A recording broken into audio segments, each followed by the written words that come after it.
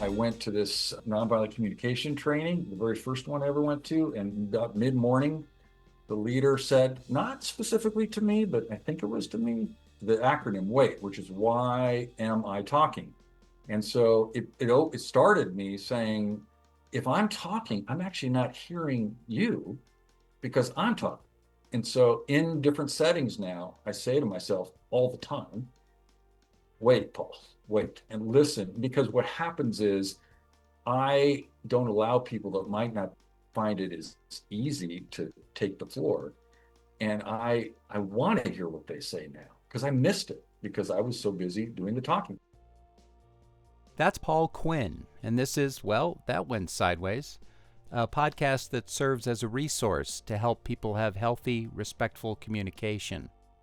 We present a diversity of ideas, tools, and techniques to help you transform conflict in relationships of all kinds. In this episode, we talk with Paul Quinn about how volunteerism and activism have changed his life. He describes learning about and practicing nonviolent communication, as well as his volunteer work with incarcerated men in Washington State. He also shares what he learned as a board member of the Sophia Way, a Seattle area nonprofit that works with women experiencing homelessness. I'm Sam Fuqua, co-host of the program with Alexis Miles. Hi, Alexis. Hi, Sam. We're so pleased to be joined for this episode of Well, That Went Sideways by Paul Quinn. Hello, welcome. Hello. Hi, Alexis. Hi, Sam. Great to have you with us, Paul. You've mentioned that you are learning nonviolent communication and you've been working with incarcerated men. I want to ask you about that work, but first of all, how did you come to nonviolent communication and what are you learning? I found that nonviolence was something that was interesting me more and more. I read a lot, Martin Luther King, John Lewis, there's just Gandhi. There's people that kept, finding a way to make nonviolence a part of their lives. And so I said, I've got to learn more about this and I can't get it all from a book. So I went to a local training in the Seattle area and it really started me on this journey of how to be nonviolent, not just how to read about nonviolence. And it's a practice. It takes time and it's taken me a lot of effort and it's been so worthwhile. So where does it start? I mean, someone would say, well, what's nonviolent communication?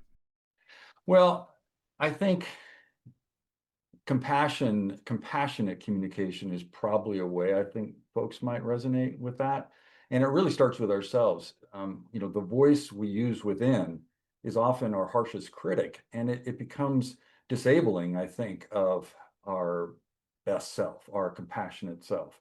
And so nonviolent communication starts with how are we talking to ourselves? Are we being compassionate? Are we being kind? Are we being judgmental of ourselves? And then from there, I think if we have that, if we can start to operate like that with ourselves, within ourselves, then we can offer it to others, offer compassion, offer kindness, and notice how often we judge. I think nonviolent communication, one of my favorite aspects of it is do you observe your world or do you judge your world? And too often, I think we lean towards judging our world and not just observing our world. And so one of our practices is just looking at a picture and saying, what do you observe and what do you judge? And we're often surprised, each of us in the group, at how many judgments come forth rather than observations of what's actually there. Paul, you mentioned that we be highly judgmental of ourselves. Could you give an example of the internal dialogue that indicates that we're being judgmental of ourselves? I think we use words like, I shouldn't have done that. I think we commonly say, I always do that. I did that wrong thing again. I'm always making that same mistake. We use absolutes and often in a very critical way. And the other thing I think we do is we think that by ruminating, by thinking about what we did wrong, that we're somehow paying a penance. I don't know what, but we're paying a price. And really, there's nothing to be gained by that. We don't become more kind and compassionate by spending hours telling ourselves how bad we've messed up. And we often do, and it doesn't really serve us. So if I tell myself, for example, after a conversation, oh, Alexis, you're such an idiot. Why do you say that? that will be an example of violence toward myself that I Yes. might also project out toward others. Yes, Is and I that think, kind of Alexis, that's exactly right. And I think it disables us from interacting well with others because we're so down on ourselves. It doesn't serve us in just being kind to other people because we're so down on ourselves. Can you tell us about your work in the men's prison in Washington State? Yeah, I'm struck by, first of all, what I would call the indoctrination of Department of Corrections. I think it's common. I wouldn't say Washington is, more or less than others. And it's an indoctrination, and it starts with telling those being trained to go in that these are bad people. You can't trust them. They'll manipulate you. Do not share anything personal with them. Oh, and did I mention they're bad people? I really found that indoctrination very disturbing. Didn't dissuade me from going in, but very disturbing. And then as I went in, I started to hear the humanity of those that are incarcerated. They have sons and daughters, they have partners, they have moms and dads, they suffer illness. Somebody they love is ill and passes away, and they're in prison, and they can't be with them. Just the pain of life when they're incarcerated, and how they still have the same love and care and concern for those in their world, and they often can't be for them in the way they want to be for them, and how they tell their stories, and really their authenticity. They often thank volunteers for coming in, and I say, I come in because of you. I come in because your authenticity, your willingness to share. You don't have cars, you don't have houses, you don't have fancy clothes, you don't have clothes that you pick. So you just bring your authentic self. And I said, that's uncommon in my world outside. And so I said, I come in because of what you are and who you are and how you share that with me. And honestly, that's what I share with them. So I do share my personal vulnerabilities with them. And they say, thank you for you remind me of my humanity because you from the outside will share yourself with me. And wow, it's really a remarkable experience.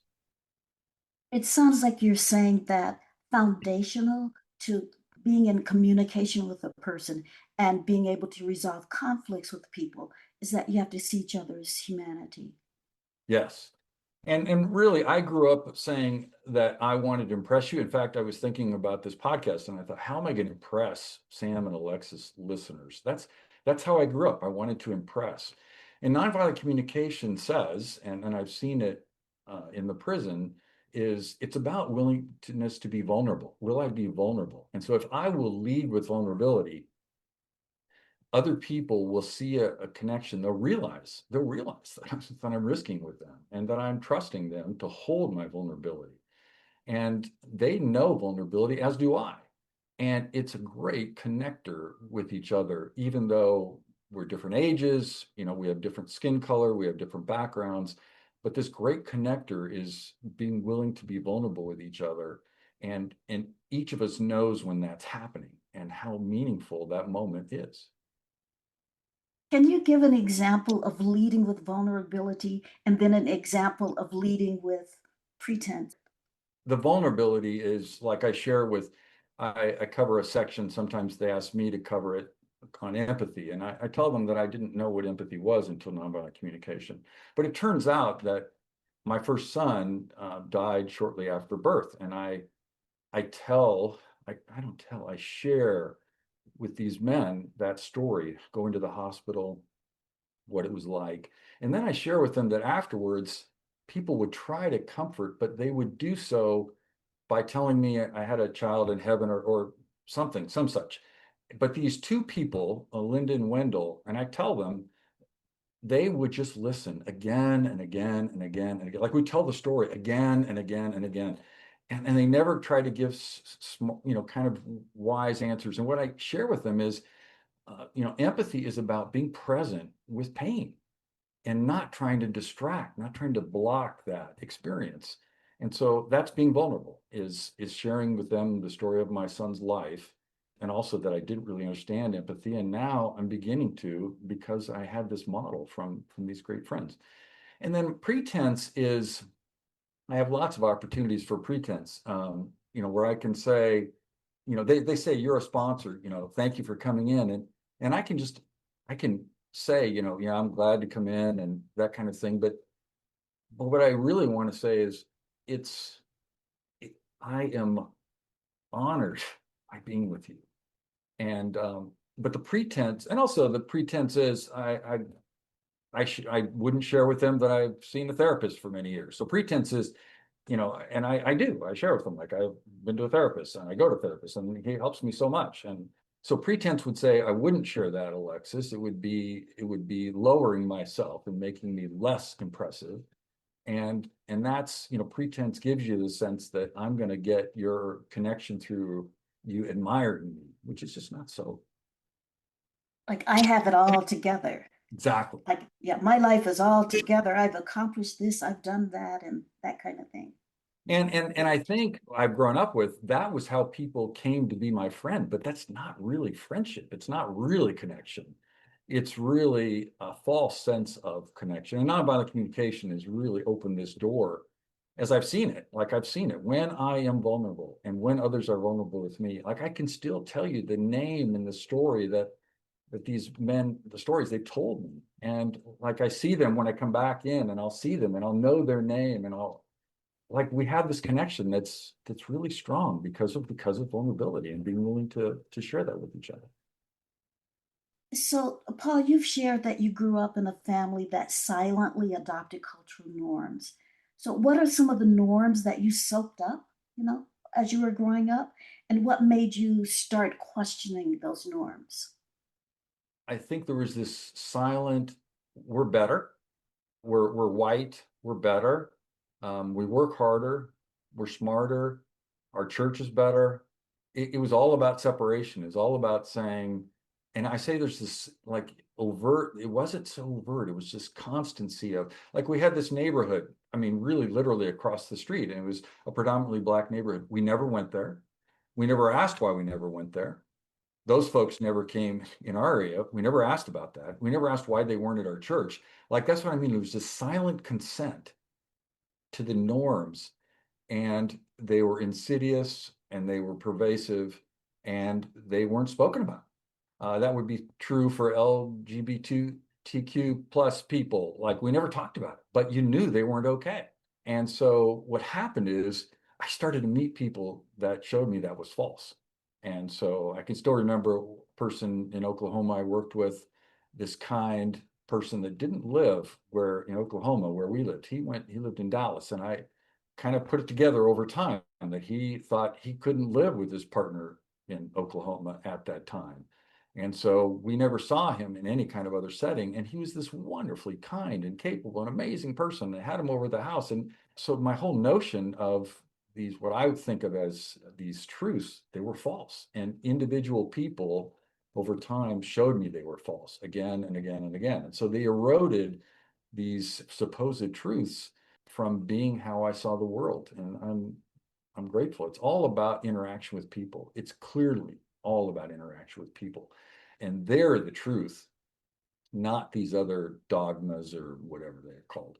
It's their humanity showed what was really true. It was experiential. Like I experienced the truth, not I read it. I experienced it and I knew it was real.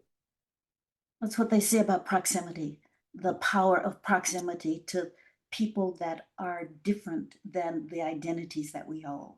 Yes. Paul Quinn, I want to ask you about your service as a board member with the Sophia Way, a nonprofit that works to help end homelessness for women. And perhaps in the context of what you just shared, what preconceived notions were eroded by that experience? Well, that homelessness was, you're just not trying hard. If you would just apply yourself, you wouldn't be homeless. And that there were simple answers to homelessness that we could provide in this nonprofit, and that people that weren't homeless were somehow doing something well. The people that were homeless weren't doing well. Those all got shattered just by being around folks and hearing the stories. Like I was thinking about, the stories of women that they were, abused. They were veterans and then, had the trauma of their time in service. Women that their partners took all their money. I mean, and they had to figure out how to live. And so I started to hear people's stories and realized that there was not simple answers to homelessness and definitely not blame. I think a big part of my upbringing was let's affix blame. That somehow is a good thing. And I realized that that's not really, doesn't really get us anywhere. It doesn't help. It just seems to relieve the person who's affixing the blame of some kind of sense about people's humanity. There's just a lot to be learned from people who will share their stories. And again, their willingness to say that these simple answers don't really fit. What did you learn from the people who work with women experiencing homelessness? Did anything change after you heard their perspective? Yes, I mean, I think they helped broaden the discussion to be not so simple. And so, they were typically all the women were staff, all the staff members were women. And so they helped me see how to try to bring this organization to help people, women where they were, and try to get folks to donate to support that cause. And they helped me see that you could be action oriented and still see the variation, the diverse ways that women were affected by their circumstances, and you can still be action oriented. So I think they brought a sense we can bring action, even though, like one of my favorite things, Sam, was when I would tell people about my work, as a board member, they would say, well, what's your success? How do you get people into independent living? And so what I came to say, which I didn't start out saying, is we help women become as independent living as they're able. And so instead of saying, well, they have their own place and they have a job, which was kind of the initial kind of sense of it, like we're going to get them a job, we're going to have them write a resume, we're going to help them find a place to live. What I came to see is we're going to help them become as independent as they're able, given what they faced in their lives. And that seemed to me a more encompassing and a more truthful way to say how we were trying to help these women. The founder of the Sophia Way Home, Lucy, said to me once, I see people that are holding up the sign and wanting money, and this is the beginning of their journey to be able to hold a job because they come a certain place, a certain time of day, they stay a certain amount of time. That's the beginning of them on a journey to be able to hold a job and be able to become independent women. And it's this, again, it's this reframing of how I see people that doesn't fit the A or B, good or bad. It starts to strip that away and say, wow, this is the beginning for them of a journey back. And that is to be admired. So, in your work supporting others, how have you seen conflict transformed into connection or healing? Well, when I'm in the right and wrong way of looking at things, right and wrong, there's a right answer here and a wrong answer here. Much of my life, that's how I lived. Conflict seems almost built in. It seems almost built into not thinking about another's point of view. And nonviolent communication is great because it starts to say, for me, it starts to open up the door to say, people all have needs. We all do. They're the same needs, and we try to meet them differently. And so it's really now becoming a journey of saying, there's more than one answer here. There's more than one way to look at this situation. Because most times, Alexis, I was saying there's a right answer and there's a wrong answer. And I've got the right answer. So that means you, by definition, have the wrong answer. So it's my job to figure out how to get this conversation around to help you see that my right answer is where you need to land. And so it's very narrow and really doesn't, I think nonviolent communication begins for me this journey of honoring the diversity of people, honoring that they have needs, honoring that I need to hear them out. So one of the big ones, I think, Alexis, is listening. I think I grew up saying I'm the white male guy, and I can, in all different settings, I can ask the most questions, I can talk the most, and it's perfectly appropriate and nothing's lost. And then I went to this nonviolent communication training, the very first one I ever went to, and about mid-morning, the leader said, not specifically to me, but I think it was to me, the word wait, the acronym wait, which is why am I talking? And so it started me saying, if I'm talking, I'm actually not hearing you because I'm talking. And so in different settings now, I say to myself all the time, wait, Paul, wait, and listen, because what happens is I don't allow people that might not be as find it as easy to take the floor. And I want to hear what they say now because I missed it because I was so busy doing the talking. I was taking the floor.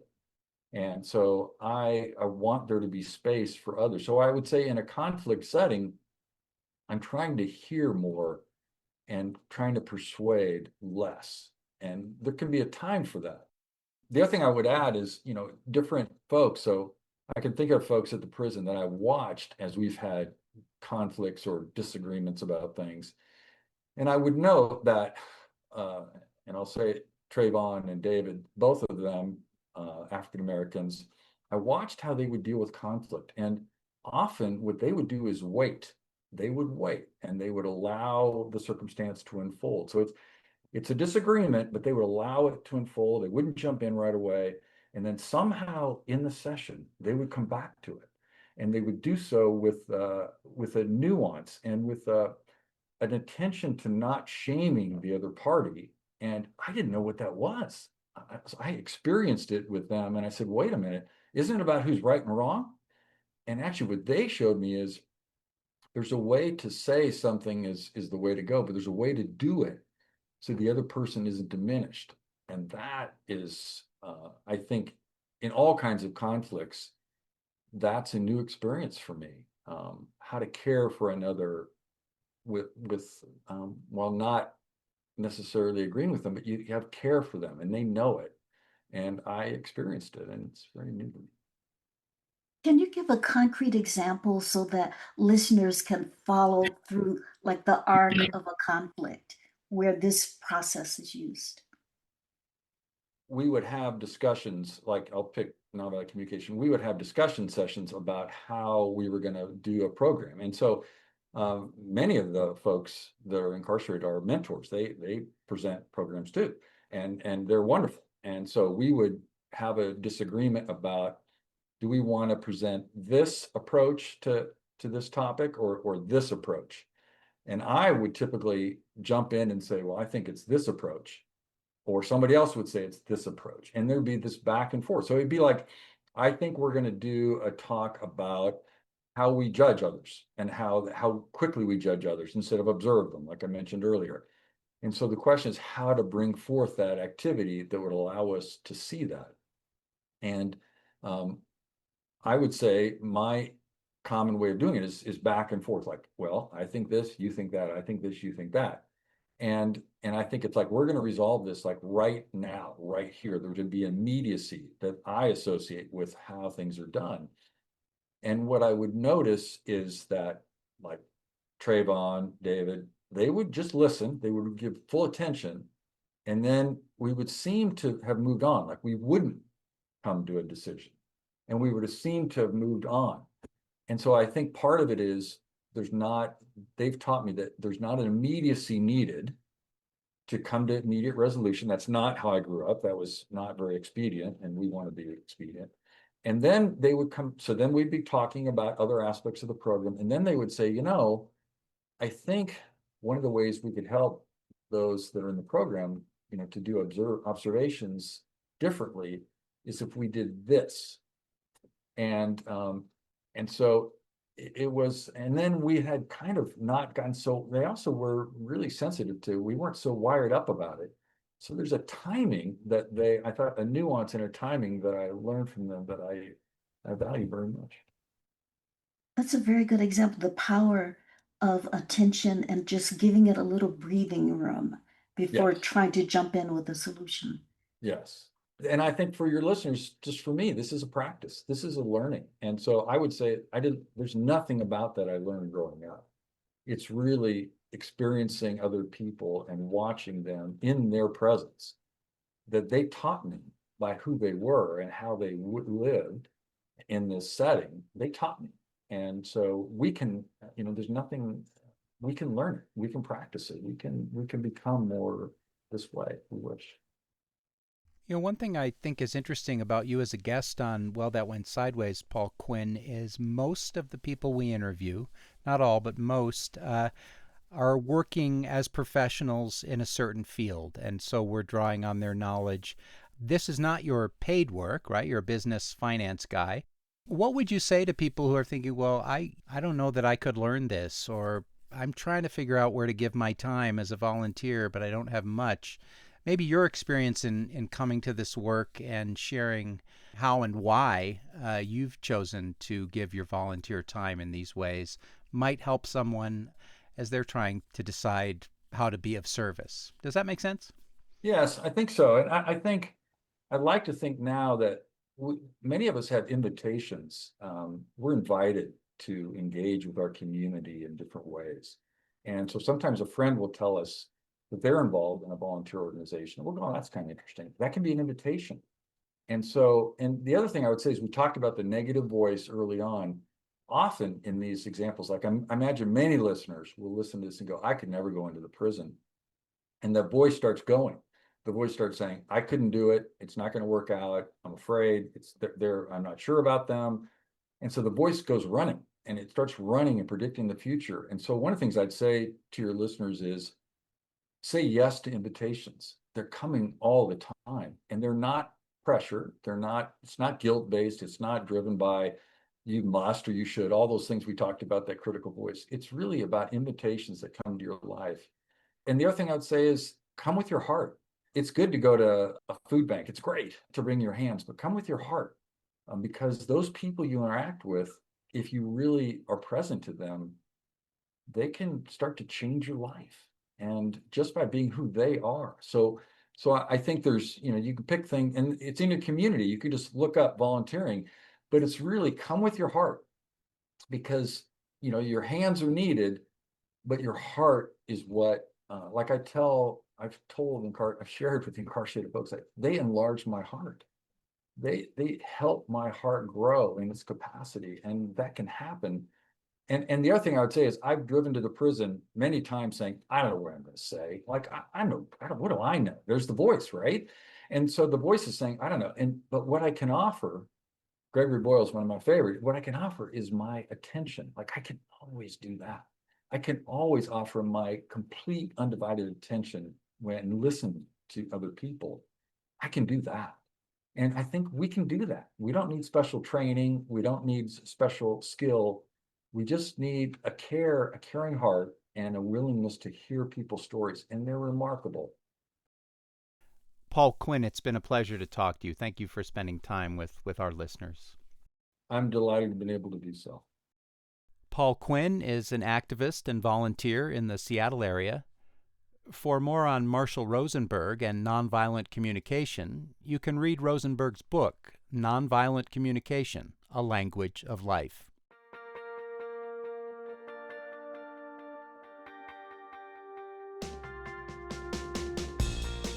Thanks for listening to Well, That Went Sideways. We produce new episodes twice a month. You can find them wherever you get your podcasts and on our website, sidewayspod.org. Our site has information on our guests, interview transcripts, and links to more conflict resolution resources.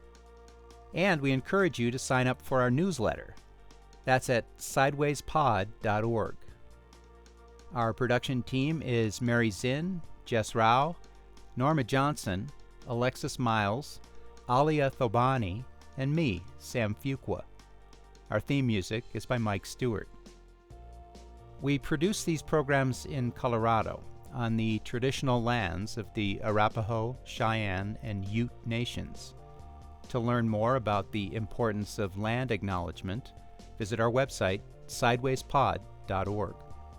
And this podcast is a partnership with the Conflict Center, a Denver-based nonprofit that provides practical skills and training for addressing everyday conflicts. Find out more at conflictcenter.org.